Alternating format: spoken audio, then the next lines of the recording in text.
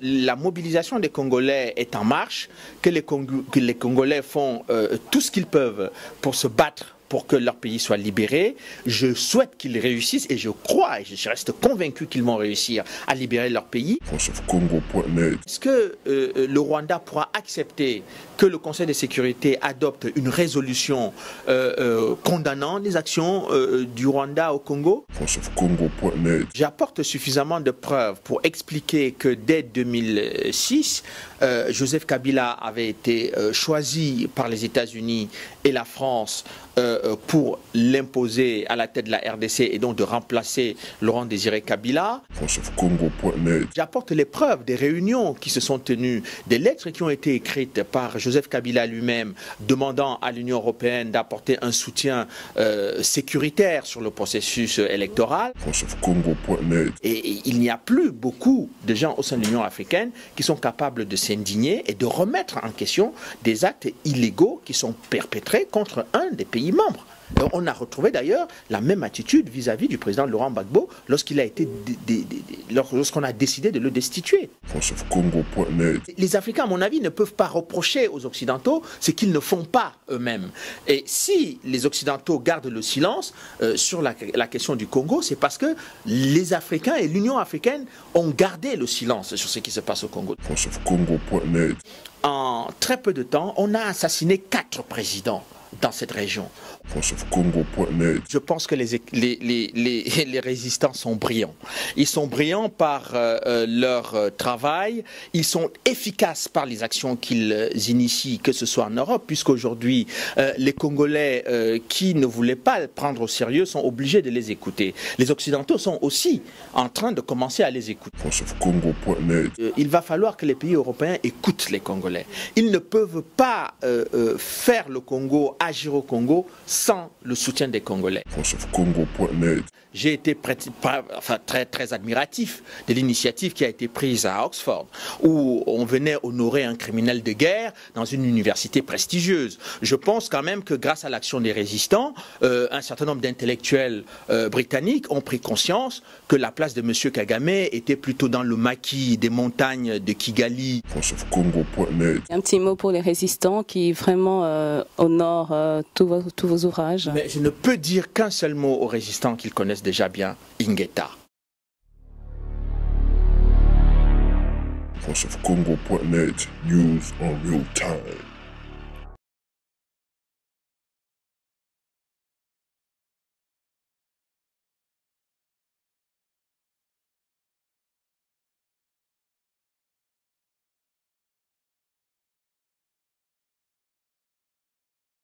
Bonsoir, vous êtes encore une fois branché sur voiceofcongo.net. Je m'appelle Loris Kassongo et je vous accueille encore sur l'émission Examinons avec Loris.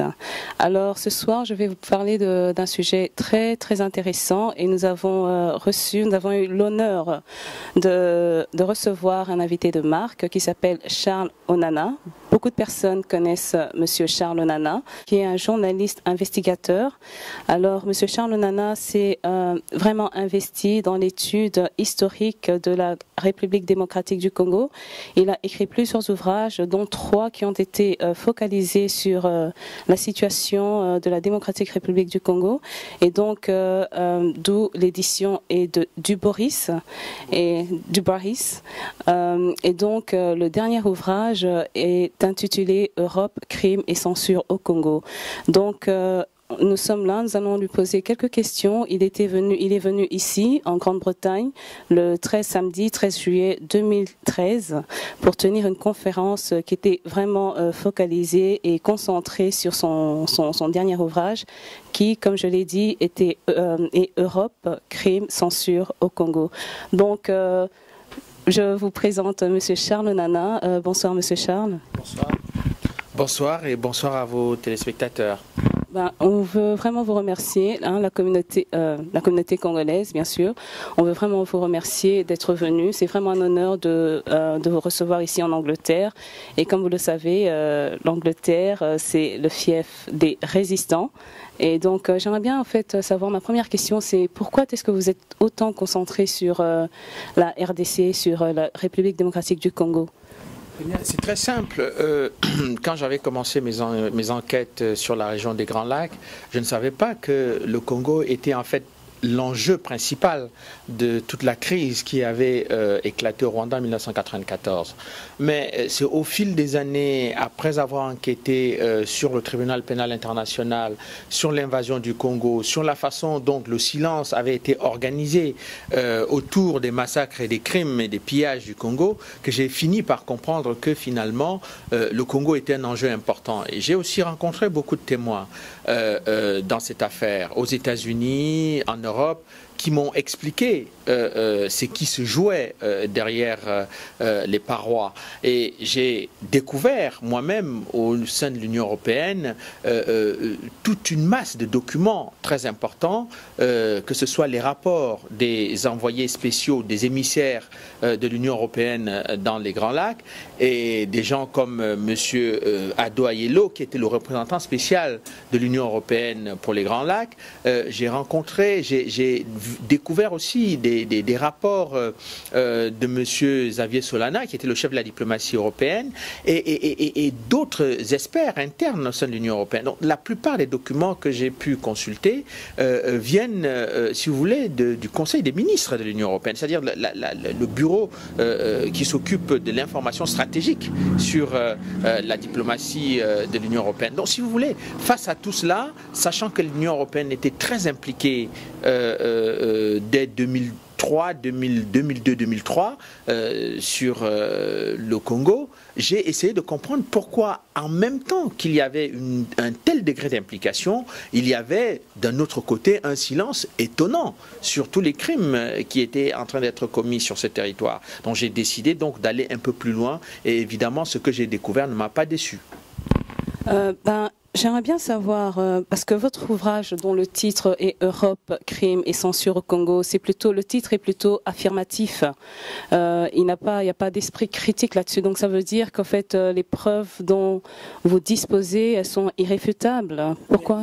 Les preuves sont irréfutables pour la simple raison qu'elles viennent de l'Union européenne. Et je crois que depuis la sortie du livre, personne n'a contesté une seule ligne de ce qui est écrit dans ce livre. Et surtout, j'ai aussi rencontré des diplomates européens qui m'ont parlé sous le sceau de la confidentialité, mais qui ont parlé. J'ai rencontré également un certain nombre de hauts fonctionnaires qui m'ont expliqué les missions, les réunions auxquelles ils avaient participé, ce qui se disait et qui n'était pas reproduit par un certain nombre de mémos. Donc, si vous voulez, tout ce que je dis dans ce livre n'est pas le fruit de mon imagination, mais simplement ce qui se dit au sein de l'Union européenne et ce qui a été fait par l'Union européenne en République démocratique du Congo. Donc, pourrions-nous parler d'un complot, vous pensez? Je n'ai pas l'habitude de parler de complot ou de qualifier ce que je constate. J'apporte suffisamment de preuves sur les raisons qui expliquent le silence de l'Union européenne. J'apporte suffisamment de preuves pour expliquer que dès 2006, Joseph Kabila avait été choisi par les États-Unis et la France pour l'imposer à la tête de la RDC et donc de remplacer Laurent Désiré Kabila. Ça n'a jamais été contesté. J'apporte les preuves des réunions qui se sont tenues, des lettres qui ont été écrites par Joseph Kabila lui-même demandant à l'Union européenne d'apporter un soutien sécuritaire sur le processus électoral. J'apporte une foule d'informations et d'éléments qui n'ont été contestés à ce jour par personne. Ok. On aimerait bien savoir aussi, en fait, par rapport à l'Union européenne, parce que dans vos ouvrages, vous parlez plus de l'apport de l'Union européenne dans la région des Grands Lacs. Mais qu'est-ce qu'il en est en fait de l'Union africaine? Pourquoi est-ce que parce que quand même l'Union africaine aussi a un grand rôle à jouer dans tout ce qui se passe dans la situation du Congo. Tout à fait. Mais si vous voulez parler de l'Union africaine dans la crise du Congo, c'est une honte pour l'Afrique et surtout une lâcheté incroyable parce que l'Union africaine est au courant de tout ce qui se passe dans la région des Grands Lacs. Je me souviens d'ailleurs très bien que lors d'une réunion qui s'était tenue à Libreville en 2004, je crois, entre M. Joseph Kabila, Paul Kagame et le représentant spécial de l'Union européenne, M. Adoyelo, les dirigeants africains étaient au courant de cette réunion, puisque c'est la période à laquelle M. Laurent Nkunda avait décidé de mener la guerre contre l'État congolais et en tant qu'ancien membre de l'armée congolaise. Et il se trouve que l'Union africaine n'a pas élevé la voix, n'a pas pris des positions assez claires sur le fait que depuis 1998, le Rwanda avait occupé illégalement le Congo, que l'intangibilité des frontières héritées de la colonisation, qui était le cheval de bataille pendant de très nombreuses années de l'OUA et par la suite de l'Union africaine, lorsque ces frontières, les frontières du Congo étaient remises en cause par le Rwanda, et personne au sein de l'Union africaine ne s'était indigné du comportement, je dirais, illégal du Rwanda, et surtout la violation de la charte de l'Union africaine. Donc on est dans une situation où il fallait quand même qu'un Africain puisse le dire. Et si j'ai pu le dire, c'est tout simplement parce que je me suis retrouvé en situation de pouvoir prouver ce que j'étais en train de dire.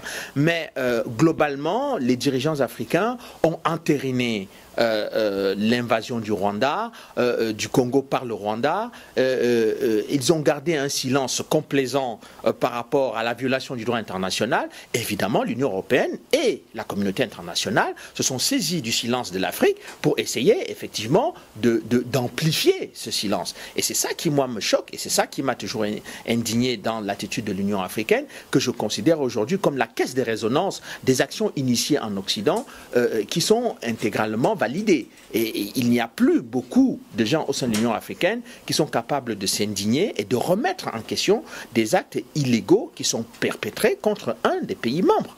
On a retrouvé d'ailleurs la même attitude vis-à-vis du président Laurent Gbagbo lorsqu'on a décidé de le destituer. Et pourquoi pensez-vous, selon vous, l'Union africaine adopte ce genre d'indignation vis-à-vis de tout ce qui se passe en Afrique? Mais parce que, d'abord, premièrement, l'Union africaine est aujourd'hui très largement financée par l'Union européenne et par les institutions financières internationales. Ce n'est pas en essayant de laisser financer vos frais de fonctionnement que vous allez prendre des positions audacieuses quand il s'agit des atteintes non seulement à la souveraineté des pays africains, mais également lorsque la dignité des Africains était bafouée. Et surtout, lorsque toutes ces violations massives des droits de l'homme qu'on observe à l'est du Congo, lorsqu'elles sont perpétrées et très documentées par l'Organisation des Nations Unies, on constate que l'Union africaine est comme pieds et poings liés devant ces situations, simplement parce qu'elle est en partie financée. Bon, il y a autre chose qui pose problème,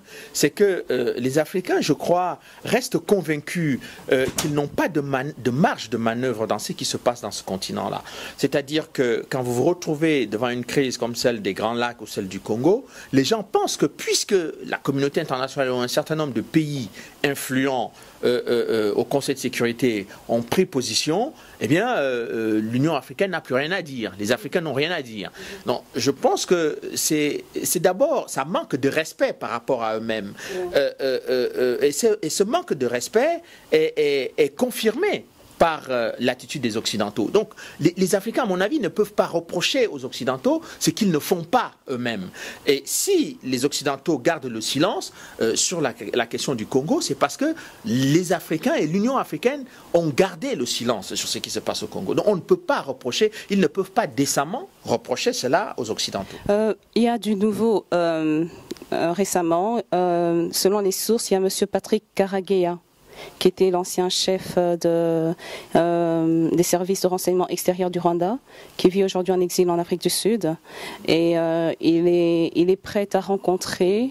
Oui, il est... le patron des services de renseignement. Ouais. Il est prêt à rencontrer le juge qui s'appelle Marc. Oui. Donc, pensez-vous que ça pourra ramener un changement ou bien même avancer le processus de... Oui, vous savez, il y a plusieurs personnes qui ont témoigné dans le cadre de l'enquête qui était menée avant par le juge Bruguière et qui a été reprise par le juge Trévidic et Nathalie Pou, donc qui gère le dossier de l'attentat du 6 avril qui a déclenché les événements du Rwanda en 1994. Donc, si vous voulez, les enquêtes qui ont été faites par la justice française étaient des enquêtes sérieuses et très approfondies. Bon, on a un problème aujourd'hui depuis l'arrivée au pouvoir, en tout cas depuis le passage au pouvoir de Nicolas Sarkozy et de Bernard Kouchner. Bernard Kouchner qui était un soutien très important en France du régime de Paul Kagame et qui a initié en quelque sorte le voyage qu'avait effectué le président Sarkozy au Rwanda et qui a amené également le président Sarkozy à prendre position sur le dossier congolais en disant, lors d'une réunion des ambassadeurs, que le Congo est un pays très riche et très grand et qu'il ferait mieux de partager ses richesses avec le Rwanda. Donc je pense qu'on a eu ce passage-là a affecté très lourdement l'évolution du dossier de l'attentat du 6 avril. Bon, j'ose espérer que toutes ces demandes d'audition, qui ne sont pas sont pas des interamoués qui demandent à être auditionnés par la justice, ce ne sont pas des Hutus, ce ne sont pas des Congolais, ce sont les membres de l'ancienne rébellion Tutsi, et très proches collaborateurs de Paul Kagame, je dirais les collaborateurs de confiance de Paul Kagame, et qui disent très clairement ce que je disais depuis 2002, que c'est lui qui est le responsable de l'attentat du 6 avril qui a coûté la vie au président Juvenal Habyarimana et à son homologue Cyprien Ntaryamira du Burundi. Donc toutes ces demandes d'audience doivent être prises au sérieux par le juge Trévidic et surtout doivent amener les gens à connaître la vérité. Parce que figurez-vous quand même que en très peu de temps, on a assassiné 4 présidents dans cette région. On a assassiné les 2 présidents dont on parle, Habyarimana du Rwanda, Cyprien Ntaryamira du Burundi, mais avant eux, on avait assassiné Melchior Ndadaye en 1993. Et il n'y a pas eu d'enquête. On a assassiné ensuite Joseph Laurent Désiré Kabila du Congo, sans que la communauté internationale ne demande une enquête. Et ça a été la même chose avec les 2 chefs d'État qui font aujourd'hui, dont l'enquête est aujourd'hui en cours en France. Donc, je ne peux pas concevoir que 4 chefs d'État soient tués de cette façon-là, et les gens ne veulent pas chercher à savoir. Pourquoi on ne veut pas chercher à savoir? Qui est impliqué dans ces dossiers, qui est suffisamment influent pour empêcher qu'on aille au fond des choses? Je reste persuadé, en tout cas en ce qui concerne l'attentat du 6 avril, que le président Kagame a une lourde responsabilité dans ce qui s'est passé et une lourde responsabilité dans le déclenchement de l'horreur qui a suivi cet attentat, aussi bien au Rwanda qu'en République démocratique du Congo. Et selon vous, que peut faire le Conseil de sécurité vis-à-vis de Paul Kagame et quelle serait la démarche pratique à entreprendre? Mais le Conseil de sécurité a commis une erreur diplomatique, je dirais grave, en essayant d'ouvrir le Conseil de sécurité au Rwanda après la multiplication des rapports de l'ONU montrant l'implication et le rôle accablant du Rwanda dans les massacres et le pillage du Congo. On ne comprend pas pourquoi les pays membres du Conseil de sécurité ont accepté de voir le Rwanda siégé. C'est la première fois au sein de cette institution qu'on voit un État qui va être à la fois juge et partie dans des dossiers qui l'impliquent. Est-ce que, une question simple, est-ce que le Rwanda pourra accepter que le Conseil de sécurité adopte une résolution condamnant les actions du Rwanda au Congo? Je ne crois pas. Et je crois que en faisant cela, le Conseil de sécurité s'est déshonoré et a surtout amené les Congolais à se dire que finalement le Rwanda est beaucoup plus important que plusieurs millions de Congolais qui sont aujourd'hui tués et plusieurs autres millions qui sont dans la détresse. Et ça, c'est inacceptable. Et avec toutes les preuves que vous détenez, pourquoi vous ne traduisez pas M. Paul Kagame en justice vous-même? Mais ce n'est pas à moi de le faire. Moi, j'ai produit, il m'avait attaqué en justice, il a abandonné, il a été condamné une première fois et puis il a abandonné par la suite les poursuites. Mais je pense que c'est aux Africains de poursuivre M. Kagame en justice. Et surtout, c'est à Joseph Kabila de faire poursuivre la plainte qui avait été initiée par son prédécesseur, Laurent-Désiré Kabila, devant la Cour internationale de justice, qui avait mis en cause Paul Kagame dans le massacre des Congolais. Je ne comprends pas pourquoi, devenu président de la République, Joseph Kabila a abandonné cette plainte qui est aujourd'hui devenue lettre morte. Et vos ouvrages, pensez-vous que ça aurait un impact sur les Occidentaux et l'Union européenne, la communauté internationale? Je pense que ce ne sont pas des ouvrages qui passent inaperçus en Occident, et j'ai simplement remarqué que immédiatement après la publication d'Europe Crime et Censure, il y a eu pour la première fois une déclaration publique très importante dans un grand quotidien français de l'ancien président Jacques Chirac, de l'épouse actuelle du président Hollande, Madame Treveller, qui était d'ailleurs encore, je crois, à l'est du Congo la semaine dernière, qui de plus en plus s'implique dans le viol des femmes à l'est du Congo. Donc je constate qu'après la production, la sortie de ce livre, on a eu une déclaration de très haute personnalité française. Et je reste convaincu que ces ouvrages vont continuer à amener les gens à prendre conscience que ce qui se passe dans les Grands Lacs depuis près de 20 ans aujourd'hui est inacceptable et qu'aucune démocratie digne de ce nom ne peut accepter de laisser mourir des millions d'enfants, de faire violer des centaines de milliers de femmes sans rien faire et sans rien dire. Si c'était les talibans qui le faisaient, eh bien tout le monde se serait indigné. Mais aujourd'hui, puisque c'est le Rwanda qui le fait à l'est du Congo, on ne va pas me dire que les femmes congolaises sont beaucoup moins importantes que d'autres femmes musulmanes ou les femmes afghanes. Et on va maintenant arriver à la fin. Quelle serait votre conclusion et aussi quel a été votre aperçu après la conférence aujourd'hui? Je pense que la mobilisation des Congolais est en marche, que les Congolais font tout ce qu'ils peuvent pour se battre pour que leur pays soit libéré. Je souhaite qu'ils réussissent et je crois et je reste convaincu qu'ils vont réussir à libérer leur pays. Mais surtout, je pense que les pays européens, il va falloir que les pays européens écoutent les Congolais. Ils ne peuvent pas faire le Congo, agir au Congo sans le soutien des Congolais. Et s'ils n'écoutent pas les Congolais, ils vont pousser les Congolais à mener toujours des actions et des actions de résistance pour se faire entendre, et que la méthode, ou ce que je crois être l'attitude de sagesse et l'attitude raisonnable, devrait être aujourd'hui d'essayer de faire changer la situation du peuple congolais.